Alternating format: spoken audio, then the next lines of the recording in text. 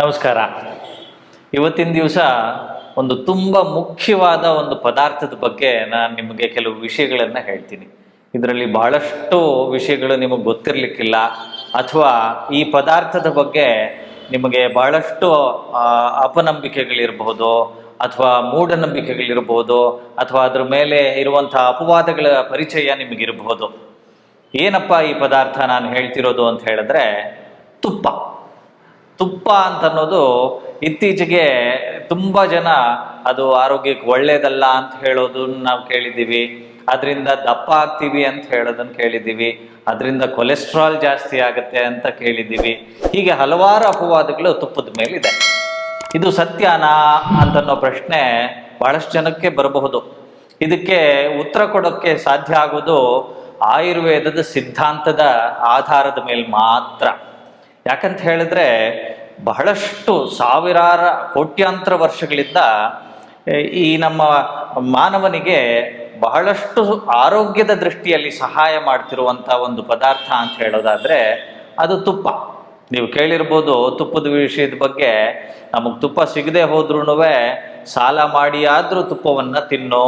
ಯಾಕೆ ಋಷಿಗಳು ಇದನ್ನು ಹೇಳಿದ್ರು ಅಂತ ಹೇಳಿದ್ರೆ, ಸಾಲ ಮಾಡಿ ತುಪ್ಪ ತಿನ್ನೋದು ಹೇಳಿರುವಂಥದ್ದು ಜೀವನದಲ್ಲಿ ಮೋಜು ಮಾಡು ಅಂತ ಹೇಳುವಂಥ ಒಂದು ಚಾರ್ವಾಕದ ಸಿದ್ಧಾಂತದ ಒಂದು ಮೂಲಭೂತ ಪ್ರಿನ್ಸಿಪಲ್ ಅಂತ ಹೇಳ್ತೀವಿ ಅದನ್ನು. ಆದರೆ ಸಾಲ ಮಾಡಿ ಆದರೂ ತುಪ್ಪ ತಿನ್ನಬಹುದು ಅಂತನ್ನೋದು ಈ ಕಾಲದಲ್ಲಿ ನಾವು ಅನ್ವಯ ಮಾಡ್ಕೊಳ್ಳೋದಾದರೆ ಅದು ತುಂಬಾ ಮುಖ್ಯವಾದಂಥ ಒಂದು ಸತ್ಯ ಸಂಗತಿ. ಯಾಕಂತ ಹೇಳಿದ್ರೆ, ತುಪ್ಪ ನಮ್ಮ ದೇಹದ ಹಲವಾರು ಭಾಗಗಳು, ಅಂದರೆ ಬಹಳಷ್ಟು ಭಾಗಗಳಿಗೆ ಒಂದು ರೀತಿಯಾಗಿ ನ್ಯೂಟ್ರಿಷನ್ನನ್ನು ಕೊಡುವಂಥ ಒಂದು ಆಹಾರ ಪದಾರ್ಥ. ಈ ತುಪ್ಪ ಬಹಳಷ್ಟು ವರ್ಷಗಳಿಂದ, ಫಾರ್ ಎಕ್ಸಾಂಪಲ್ ಕಾರ್ಡಿಯಾಲಜಿಸ್ಟ್ಸ್ ಇರ್ಬೋದು, ಅಥವಾ ಇನ್ಯಾರೋ ಒಬೇಸಿಟಿ ಡಾಕ್ಟರ್ ಇರ್ಬೋದು, ಈ ತುಪ್ಪವನ್ನು ತಿನ್ನಬೇಡಿ ಅಂತ ಹೇಳಿ ಅದನ್ನು ತಾತ್ಸಾರ ಮಾಡಿದ್ದುಂಟು. ಆದರೆ ಇತ್ತೀಚೆಗೆ ಆಧುನಿಕ ಕೆಲವು ಸಂಶೋಧನೆಗಳನ್ನು ನಡೆದ ಮೇಲೆ ತುಪ್ಪವನ್ನು ಸೇಫ್ ಅಂತ ಒಂದು ಪಟ್ಟ ಕಟ್ಟಿದ್ದಾಗಿದೆ. ಯಾಕೆ ಎಷ್ಟು ದಿವಸ ಅದನ್ನು ತಪ್ಪು ಕಲ್ಪನೆ ಮಾಡಿಕೊಂಡು ಬಹಳಷ್ಟು ಜನರಿಗೆ ನಾವು ಹೆದರಿಸಿದ್ವಿ ಅಂತ ಹೇಳಿದ್ರೆ, ಆ ಆಹಾರದ ಬಗ್ಗೆ ಅಥವಾ ಔಷಧಿ ರೂಪದ ತುಪ್ಪದ ಬಗ್ಗೆ ನಮಗೆ ಒಂದಿಷ್ಟು ಒಳನೋಟ ಇಲ್ಲದೇ ಇರುವಂಥ ಕಾರಣದಿಂದಾಗಿ. ತುಪ್ಪವನ್ನು ಕೋಟ್ಯಾಂತರ ವರ್ಷಗಳಿಂದ ಮನುಕುಲ ತಿಂತಾ ಬಂದಿದೆ, ಅದರ ಸಹಾಯವನ್ನು ಪಡಿತಾ ಬಂದಿದೆ. ಮನುಕುಲ ಎವಾಲ್ಯೂಷನ್ ಅಥವಾ ಎವಾಲ್ವ್ ಆಗ್ತಾ ಆಗ್ತಾ ಅದರ ಸಹಾಯವನ್ನು ಪಡ್ಕೊಳ್ತಾ ಬಂದಿದ್ದಾರೆ. ದೇಹದಲ್ಲಿ ಫಾರ್ ಎಕ್ಸಾಂಪಲ್ ನಾವು ಹೇಳೋದಾದರೆ ಜಾಯಿಂಟ್ಸ್ ಇರಬಹುದು, ಅಂದರೆ ಕೀಲುಗಳಿರಬಹುದು, ಮಾಂಸಗಳಿರಬಹುದು, ತ್ವಚೆ ಇರಬಹುದು, ದೃಷ್ಟಿ ಇರಬಹುದು, ಕಣ್ಣಿನ ದೃಷ್ಟಿ ಇರಬಹುದು, ಆಹಾರದ ಪಚನ ಶಕ್ತಿ ಇರಬಹುದು, ಅಥವಾ ಮಲಬದ್ಧತೆ ಇರಬಹುದು. ಇವೆಲ್ಲದಕ್ಕೂ ತುಪ್ಪದಿಂದ ಸಹಾಯ ನಾವು ಪಡ್ಕೋಬಹುದು. ತುಪ್ಪ ಜಾಯಿಂಟ್ಸ್ಗೆ ಲ್ಯೂಬ್ರಿಕೇಶನ್ ಮಾಡುತ್ತೆ ಅನ್ನೋದು ಗೊತ್ತಿದೆ, ಮಸಲ್ಸ್ಗೆ ಸ್ಟ್ರೆಂತನ್ನು ಕೊಡುವಂಥದ್ದು ನಮಗೆ ಗೊತ್ತಿದೆ, ಜೀರ್ಣವನ್ನು ಚೆನ್ನಾಗಿ ಆಗೋ ರೀತಿಯಲ್ಲಿ ಅದು ಸಹಾಯ ಮಾಡುತ್ತೆ ಅನ್ನೋದು ಗೊತ್ತಿದೆ, ಮಲಬದ್ಧತೆಯ ನಿವಾರಣೆಗೆ ಇದು ಸಹಾಯ ಮಾಡುತ್ತೆ ಅನ್ನೋದು ಬಹಳಷ್ಟು ಸಾಬೀತಾಗಿರುವಂಥ ಸಂಗತಿ.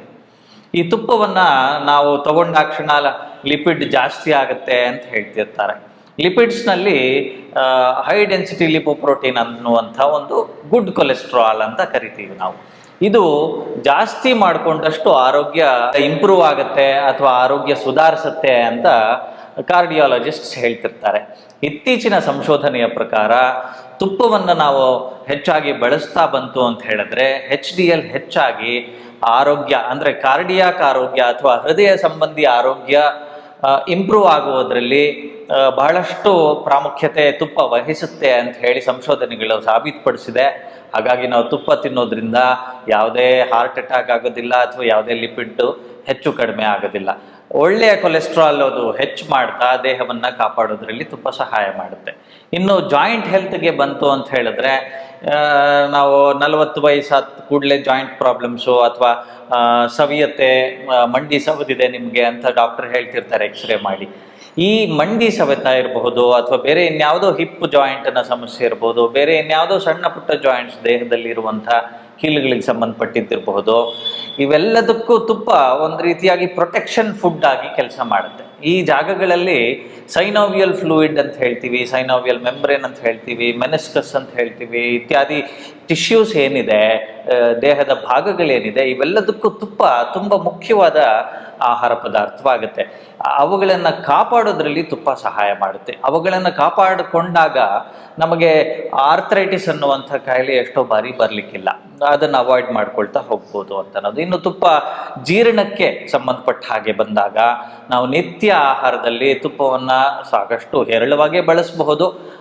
ಸ್ವಲ್ಪ ಮಿತವಾಗಿ ಬಳಸೋದಾಯಿತು ಅಂತ ಹೇಳಿದ್ರೆ ಅದು ಜೀರ್ಣಕಾರಿಯಾಗತ್ತೆ, ಅಗ್ನಿಯನ್ನು ಉತ್ತೇಜನ ಮಾಡುತ್ತೆ, ಉದ್ದೀಪನ ಮಾಡುತ್ತೆ ಅಂತ ಹೇಳಿ. ಅಂದರೆ ಹಸಿವಾಗದೇ ಇರೋರಿಗೆ ಆಹಾರದಲ್ಲಿ ಸ್ವಲ್ಪ ತುಪ್ಪವನ್ನು ಸೇರಿಸ್ಕೊಂಡು ಸ್ವಲ್ಪನೇ ಆಹಾರ ಸೇವಿಸ್ತಾ ಬಂತು ಅಂತ ಹೇಳಿದಾಗ ಕ್ರಮೇಣ ಅವರ ಹಸಿವಿನ ಶಕ್ತಿ ಹೆಚ್ಚಾಗ್ತಾ ಹೋಗುತ್ತೆ. ಆವಾಗ ಒಬ್ಬ ಮನುಷ್ಯ ಚೆನ್ನಾಗಿ ಆಹಾರವನ್ನು ಸೇವನೆ ಮಾಡೋದಕ್ಕೆ ಸಹಾಯ ತುಪ್ಪ ಮಾಡುತ್ತೆ. ಸೊ ಹೀಗೆ ಆಹಾರದಲ್ಲಿ ಬಳಸ್ಕೊಳ್ತಾ ಹೋಗ್ಬೋದು, ಅಥವಾ ತುಪ್ಪವನ್ನು ಹಾಲು ಜೊತೆಯಲ್ಲಿ ಮಿಶ್ರಣ ಮಾಡಿ ತುಪ್ಪವನ್ನು ನಿತ್ಯ ಸೇವಿಸಬಹುದು. ಇದು ದೇಹದ ಬಹಳಷ್ಟು ಭಾಗಗಳಿಗೆ ಇದು ಆರೋಗ್ಯವನ್ನು ಕಾಪಾಡೋಕ್ಕೆ ಸಹಾಯ ಮಾಡುತ್ತೆ. ಸೊ ತುಪ್ಪವನ್ನು ನಾವು ಹೆಚ್ಚಾಗಿ ಬಳಸ್ಬೋದಾ ಡಾಕ್ಟ್ರೆ, ನೀವೇನೋ ಹೇಳಿದ್ರಿ ಆರೋಗ್ಯಕ್ಕೆ ಒಳ್ಳೆಯಾದಂಥ ಒಂದು ಪದಾರ್ಥ ಅಂತ ಹೇಳಿದಾಗ ಹೆಚ್ಚಾಗಿ ಬಳಸಬಹುದಾ ಅನ್ನೋ ಪ್ರಶ್ನೆಗೆ ತುಪ್ಪಕ್ಕೆ ಒಂದು ಮಿತಿ ಅಂತ ಹಾಕ್ಕೊಳ್ಬೇಕಾಗತ್ತೆ. ಮಿತವಾಗಿ ಬಳಸಿದ್ರೆ ಇವೆಲ್ಲ ಬೆನಿಫಿಟ್ಸ್, ಇವೆಲ್ಲ ಸಹಾಯವನ್ನು ದೇಹ ಪಡ್ಕೊಳ್ಬಹುದು. ಆದರೆ ಅತಿಯಾಗಿ ತುಪ್ಪವನ್ನು ಸೇವನೆ ಮಾಡಿದಾಗ ಅಜೀರ್ಣ ಇತ್ಯಾದಿ ಸಮಸ್ಯೆಗಳು ಬರಬಹುದು. ಈಗ ಅತಿಯಾಗಿ ತುಪ್ಪವನ್ನು ಸೇವನೆ ಮಾಡಿದಾಗ ಹೊಟ್ಟೆ ಭಾರ ಆಗುವಂಥದ್ದು ಇರ್ಬೋದು, ಸರಿಯಾಗಿ ಜೀರ್ಣವೇ ಆಗದೇ ಇರುವಂಥ ಪರಿಸ್ಥಿತಿ ಇರ್ಬೋದು, ಆಗುವಂಥ ಸಾಧ್ಯತೆಗಳು ಇರುತ್ತೆ. ಆದರೆ ಚೆನ್ನಾಗಿ ಹಸಿವಿರುವಂಥ ಒಬ್ಬ ಮನುಷ್ಯ ತುಪ್ಪವನ್ನು ಚೆನ್ನಾಗಿ ತಗೊಂಡಾಗ ತುಪ್ಪ ಚೆನ್ನಾಗಿ ಅರಗಿಸ್ಕೊತಾನೆ ದೇಹಕ್ಕೆ, ಅದರಿಂದ ಬೆನಿಫಿಟ್ಸ್ ಹೆಚ್ಚಾಗಿ ಬರ್ತಾ ಹೋಗುತ್ತೆ.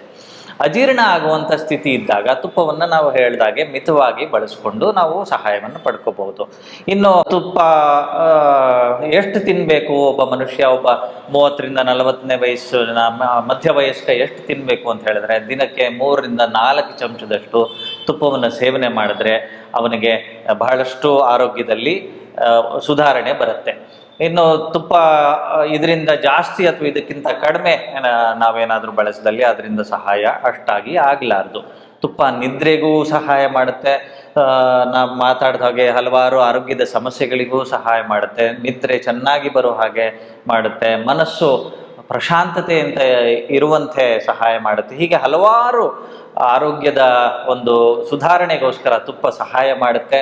ಹಾಗಾಗಿ ಎಲ್ಲರೂ ತುಪ್ಪವನ್ನು ಹೆಚ್ಚಾಗಿ ಅಥವಾ ಮಿತವಾಗಿ, ನಾ ಹೇಳಿದಾಗೆ ಮಿತವಾಗಿ ಬಳಸ್ಕೊಳ್ತಾ ಅದರ ಸಹಾಯವನ್ನು ಪಡ್ಕೊಂಡು ಆರೋಗ್ಯವನ್ನು ಕಾಪಾಡಿಕೊಳ್ಬೇಕು ಅಂತ ಹೇಳ್ತಾ ತುಪ್ಪದ ವಿಷಯ ನಾನು ಇಷ್ಟು ಹೇಳ್ತಾ ಮುಗಿಸ್ತೀನಿ. ನಮಸ್ಕಾರ.